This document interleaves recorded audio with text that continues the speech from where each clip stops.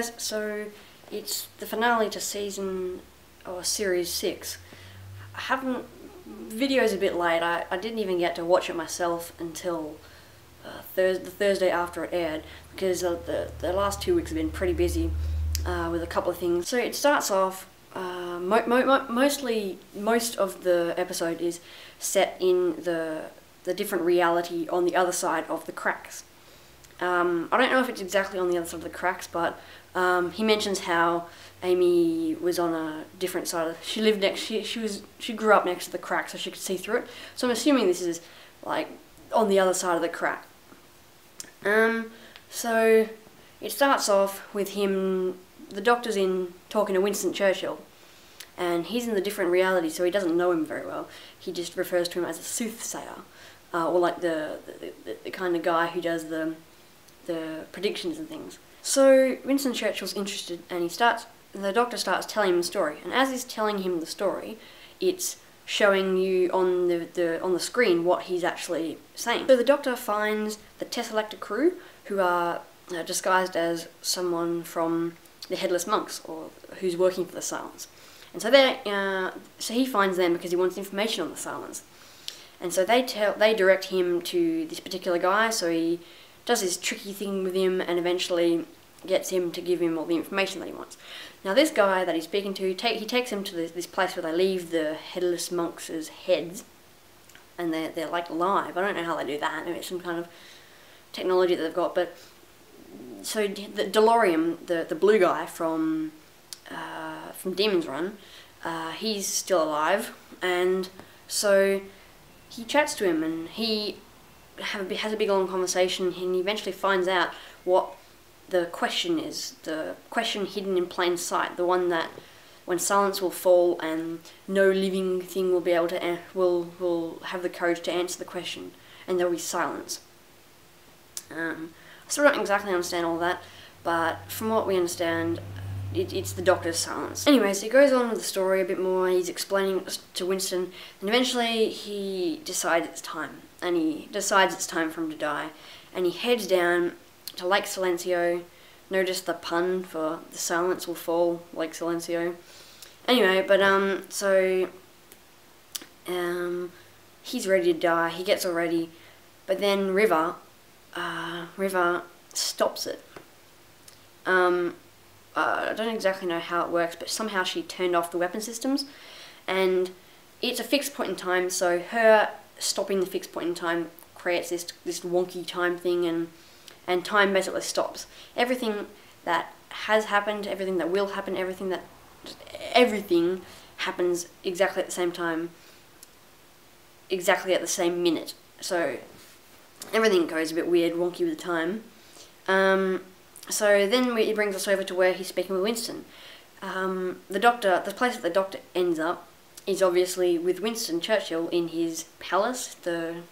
Everything's wonky. So he ends up as the soothsayer of Winston Churchill, the Holy Roman Emperor. So they're chatting away, working everything out, and then the doctor starts noticing the marks on his arm, and all of a sudden he's got a revolver, and they're in a different room. He's all tired, like he feels like he's been just running and sprinting everywhere. All of a sudden he's holding a sword, and so he works it out. He explains to Winston that there's these people or things that memory proof. You can't remember them, and so he makes tallies on his arm to remember.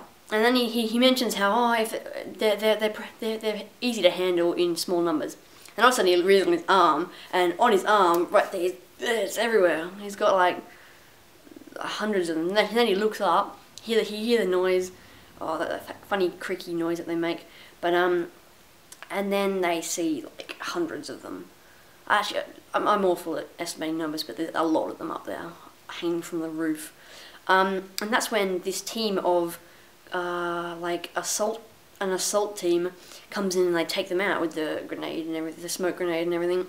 So they take these guys out. Amy Pond comes out, and the doctor, he's like, oh no, he doesn't know what those eye patches are. He thinks that it's like a brainwashing device or something like that. So he's like, oh no, and then she stun guns him, and then he wakes up in the train with Amy, and he's all like, oh, in a different reality, we're best friends, and then oh no, she's already worked it out. She knows him. They're all friends.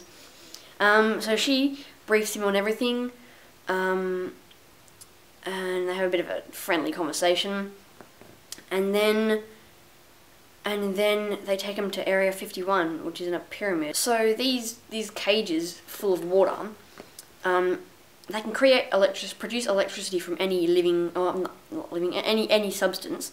So obviously they can create it from water. They can create it in water, but obviously they can't do that without electrocuting themselves, which wouldn't be help to anyone, or to any of them. So apparently they're stuck, because if they create electricity, they kill themselves. And then all of a sudden they can poke their way through the glass. I don't get that. Like, is that another crazy? Because as far as I know, putting electricity through glass doesn't do much. So they poke this glass and then it cracks and they escape. I don't quite understand. Understand that they must have some kind of superpower that we haven't heard about yet. So anyway, they escape and they're chasing everyone. They kill a few people with the lightning. Stuff keeps happening, crazy action stuff. And then they're up on this top thing, and he whispers something to River. He whispers his name, but rule 1, the Doctor lies. He whispers, "Look in my eye." Well, it's the Tesselector. The reason he kept wanting to go back and get killed is because he knows he's not going to get killed. So then we move on. It does that thing where you don't find it only shows you the second half of a conversation until the end, where it makes sense. So then you see that scene where he's like, oh, nothing. He's like, oh, can we help in any way? And he goes, no, and walks out. And then he comes out. He's like, oh, actually, there is something you can do. There actually is something that I think you might be able to help me with, which is why he was a bit more thinking, yep, I'm ready to die. So obviously the Silents aren't done forever. They're gonna come back. And they're not finished. He hasn't killed them. In this one, he's merely saved himself. So anyway, the Silents, I don't know what their plan is, their overall plan, but they're gonna go do something. And the Doctor's free. They think he's dead, so as long as he isn't seen, he's got pretty much eternity with a time machine to work out what he thinks he can do about it, because he's just got all the time in the world to think of a plan to take them out. He still doesn't entirely understand what they want. Obviously they want him killed, but what's their overall plan? Why do they actually want him killed? So in conclusion, my thoughts on the episode, it was ordinary. Stephen Moffat isn't very good at keeping us in suspense. He's not. He's a good writer, but some things I just don't think he does a wonderful job of. My favourite part of this episode was the bit at the end where River comes up and Amy and River have a talk. A lot of people don't like the River story, and I definitely agree. Stephen Moffat has gone way overboard on how dramatic he's trying to make it be. But the initial concept of River being in their timelines aren't synced up correctly. So I really actually do like the whole initial idea of that, and how now that Amy and everyone the spoilers are out now. They know how everything goes with River. She doesn't have to hide much from them anymore. So I quite like how they're doing that now. They're actually able to say, now that they know everything about her, they know they're in the wrong timings, and they're actually able to say, I'm the River who just stepped off the Byzantium. I'm Amy. The Doctor's just been killed at Lake Silencio, and they're able to have some of those conversations knowing about that stuff. So anyway, that's really all for this week. No more Doctor Who for a while, this being the finale and all.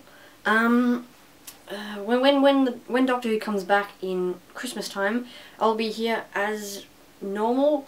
Everything will just get started again. So during the time that Doctor Who isn't on, I've got a few things planned.